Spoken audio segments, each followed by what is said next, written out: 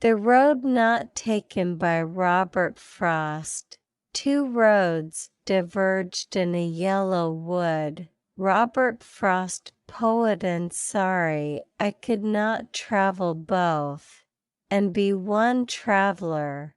Long I stood, and looked down one as far as I could, to where it bent in the undergrowth, then took the other, as just as fair. And having perhaps the better claim, because it was grassy and wanted wear, though as for that the passing there had worn them really about the same, and both that morning equally lay, in leaves no step had trodden black.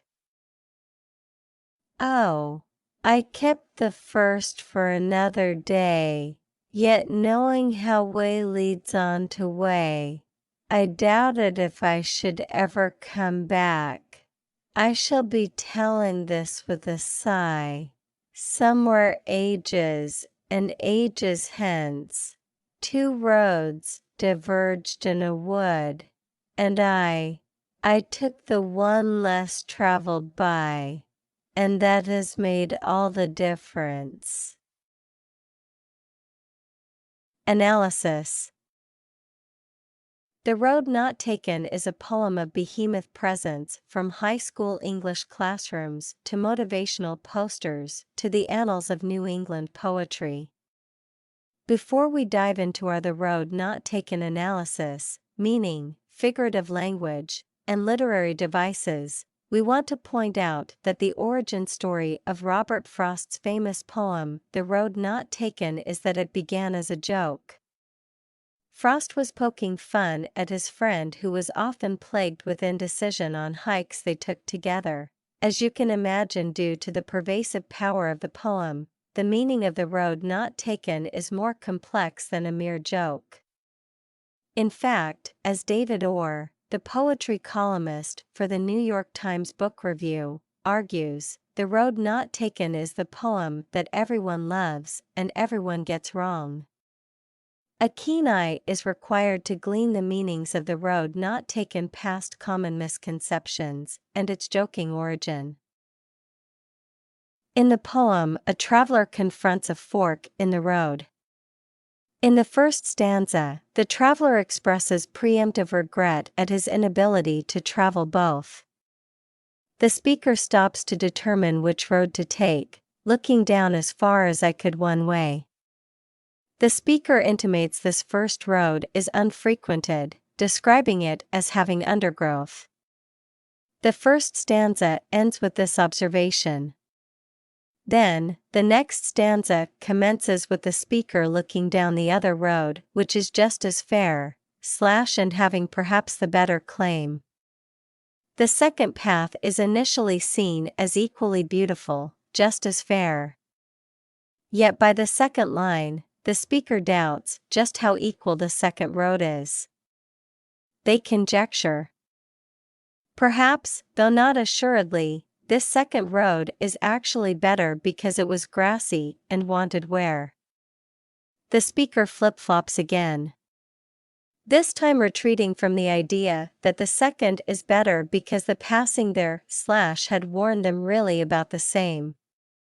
Similarly, the arc of the third stanza follows the previous one. The speaker notes that the two equally lay / and leaves no step had trodden black. This line emphasizes that the roads are equivalently untraveled.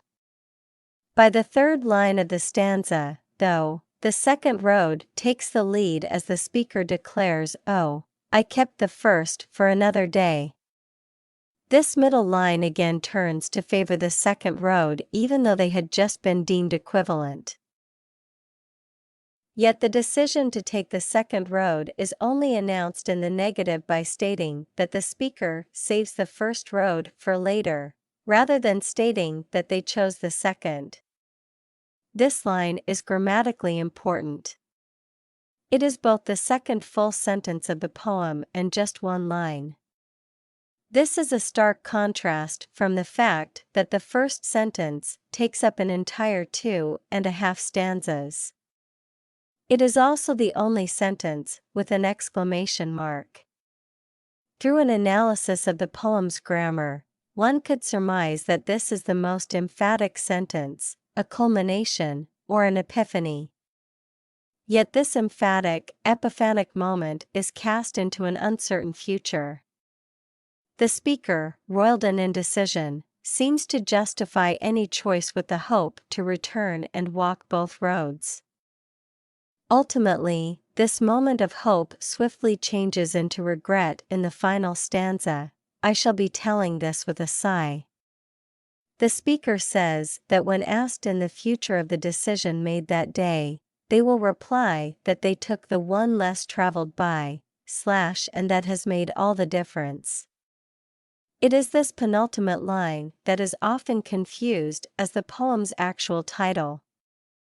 Through analyzing the road not taken's meaning, we realize that they are equally untraveled. The fact that the speaker took the one less traveled by is to catch the speaker in a kind of lie. This is emphasized both by the sigh and the poem's lamenting title, The Road Not Taken. Such a misinterpretation feeds into Frost's commentary on human nature. The two options may be equal, but the chooser crafts a reason for their choice. Frost emphasizes the roads' similarities, returning to the fact that the roads are equally untraveled. One was just as fair as the other, they were really about the same, and they both equally lay. The speaker contradicts that emphasis by calling the road taken the one less traveled by. While the poem agonizes over both the roads and details the second with more attention, proclaiming that road has made all the difference, the poem's title indicates it is truly about the first road. Amidst indecision and the performance of a surefire choice at the end, the spectral ghost of regret haunts each line. Overall, Frost takes on the themes of indecision, choice and chance, regret and dreaming. The poem also examines the human confronting nature, the desire to conquer through knowledge and exploration, as well as nature's magnitude that might overwhelm the individual. Questions of power, agency, and individuality emerge alongside an emphasis on human meaning-making. For a poem that started out as a prank on a colleague, Frost sure packs existential questions into those short 4 stanzas. Frost's poem is written in 4 stanzas that contain 5 lines each, comprised of an iambic tetrameter base.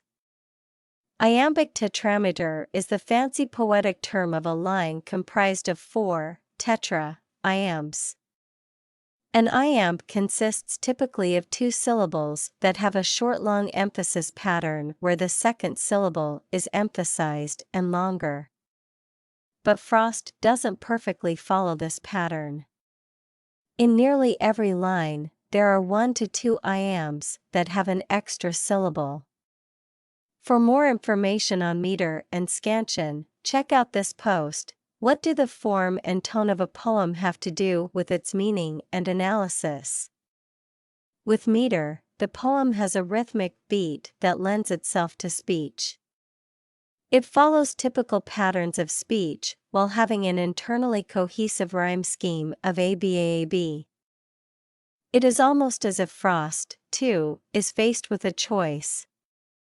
Should he use a strict meter and rhyme or not use a strict meter and rhyme? And while he chooses the former road of a metered, rhyming poem, he sneaks in the other option too. Choice and indecision live in both the poem's form and content. This balance of immaculate meter and form alongside colloquial syntax also indicate both his high mastery of poetic form and the poem's accessibility. Emotionally speaking, the poem's tone evokes indecision, uncertainty, nervousness, and regret. Rational assessment coming less with emotionality across each stanza. Akin to the way the poem's meaning seems self-evident yet contains complexities that have led to misinterpretation. The simple yet detailed language reveals that things are more complex than they might initially appear. Frost's use of repetition and doubling doesn't just exist via the rhyme scheme, but through the use of anaphora. Line 2 to 4 all begin with "and," which can demonstrate the speaker taking in all the options. It can also signal the way in which the scene of nature and voyaging through it can quickly become an overwhelming task. Additionally, the poem also makes use of enjambment, where the sentence stretches across two lines to break it up. One example is, "Though as for that, the passing there / had warned them really just about the same." Here, Frost pauses in the middle to generate suspense in the comparison of the two roads before revealing, after the line break, that they are the same. The enjambment's pause mimics looking back and forth between the two roads in the same forest. Another literary device in The Road Not Taken is personification, particularly in the third line in the second stanza. Here, Frost writes, "Because it was grassy and wanted wear." Roads themselves cannot have wants. Yet Frost includes this personification to demonstrate the way that an almost mystical quality can emerge amidst a tough choice. The speaker anthropomorphizes the road, giving it wants and desires to justify the choice. Furthermore, The Road Not Taken also deploys the literary device of irony. While the title is The Road Not Taken, the speaker fixates on justifying the choice of the road that was indeed taken. This irony emphasizes regret and retrospection. The irony also helps us see the subjectivity or even delusional facets of decision-making. The speaker travels down the second road, where both roads were previously equally untraveled. Therefore, the speaker actually takes the road more traveled. Perhaps this irony shows us the further meaning that while the speaker walks down the second road, they become fixated on the first road, which has become both the road not taken and the road less traveled by. There is quite a bit of figurative language in The Road Not Taken. Indeed, while this poem in some ways describes Frost's real-life experience of debating which path to take on his fateful hikes with Thomas, he has transformed that experience into a poem that is lush with metaphor, symbolism, and imagery. The poem is lush with description and symbolism. From the first line, we encounter the converging symbolisms of the road and a yellow wood. The yellow wood and grassiness enable the reader to immediately visualize the natural scene. The use of just the word yellow reveals the poem is set in fall, a season of changing, dying leaves. Change is certainly afoot. Additionally, The Road Not Taken uses metaphor and extended metaphor. The extended metaphor of the choice of roads becomes a metaphor for indecision, decision-making, man/nature, domination, and much more. The metaphor of walking forward and taking steps symbolizes life decisions, moving forward down a life path or through time. This is further emphasized by the line, "I doubted if I should ever come back." While we can go back to a hiking spot and travel down another road, we can't go back to make the same choice under the same conditions. Across the content, form, literary devices, and use of figurative language in The Road Not Taken, Robert Frost demonstrates the conundrums of choice, meaning, and decision-making through how we map narratives onto the outside world through imaginative forces that do not intrinsically exist. The roads are objectively equal, yet the speaker feels the road ultimately chosen has a special glint. Frost points us to how our decisions at times are arbitrary and lack clear rationale. At times, we justify our decisions in retrospect. Yet the poem doesn't state whether or not the road chosen was the right or wrong choice. Rather, the road not taken meditates on the nature of choice itself.